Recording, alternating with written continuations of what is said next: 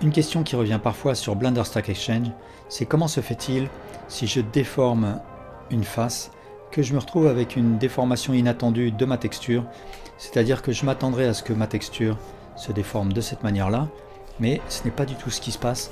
Là, j'ai une espèce de triangulation et la texture qui se déforme de manière inattendue.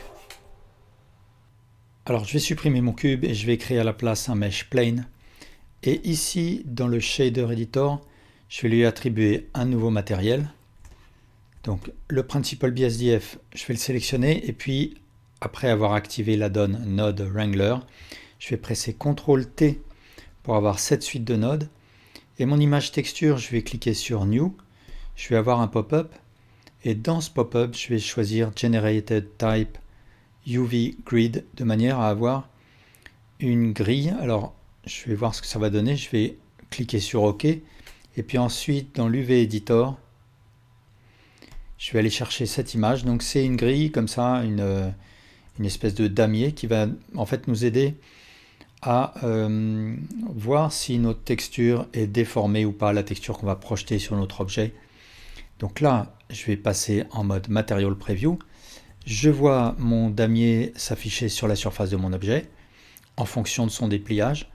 Donc toutes les primitives ont un dépliage. Donc si je rentre en mode Edit et que je sélectionne tout, là je peux voir l'UV en question. Alors je vais faire un scale de manière à avoir les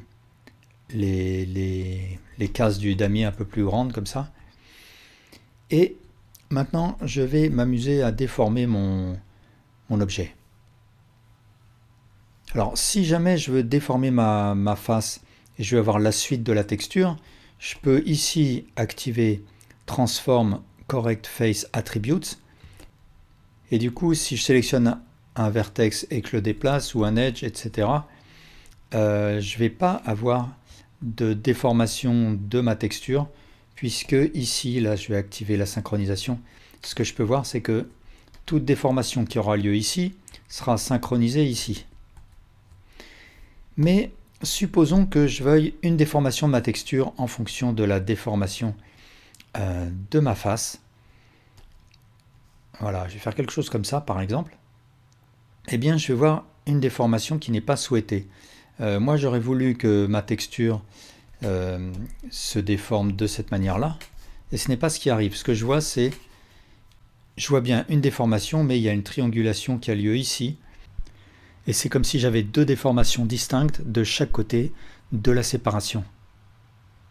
Alors pourquoi cela? Eh bien tout simplement parce que dans les logiciels de 3D, l'unité minimale, c'est le triangle. Et quand on a une face de type quad ou n-gone, c'est-à-dire avec 4 vertices ou plus, eh bien à l'intérieur de cette face, il va y avoir une somme de triangles qui va me permettre de recomposer cette face. Là, en l'occurrence, j'ai un triangle ici et un triangle ici. Et donc, quand j'ai déformé mon quad, c'est pas simplement mon quad qui s'est déformé, ce sont les deux triangles à l'intérieur du quad, d'où ce résultat.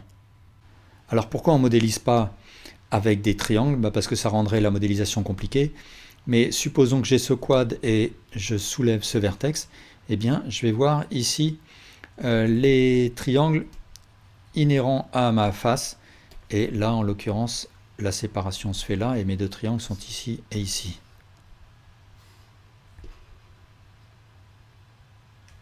Donc c'est en raison de la triangulation interne à ma face que lorsque je vais déformer ma face, je vais me retrouver avec une déformation de la texture qui n'est pas forcément celle attendue. Et de la même manière, si je déforme ma face dans l'UV Editor, je vais me retrouver avec une déformation qui n'est pas forcément attendue. Alors comment remédier à ce problème?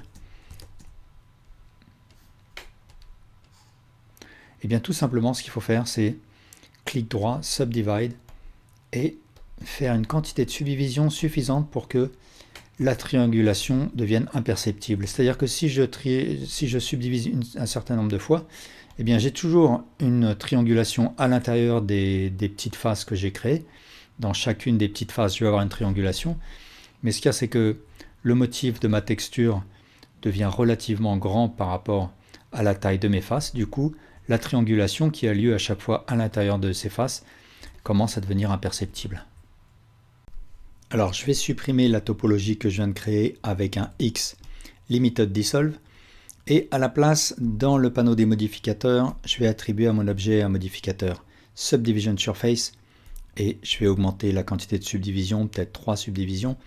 Ce que je peux voir, c'est que ma texture va venir s'appliquer plus correctement à nouveau, puisque avec ce modificateur, je crée de la topologie supplémentaire, virtuelle bien sûr, mais supplémentaire.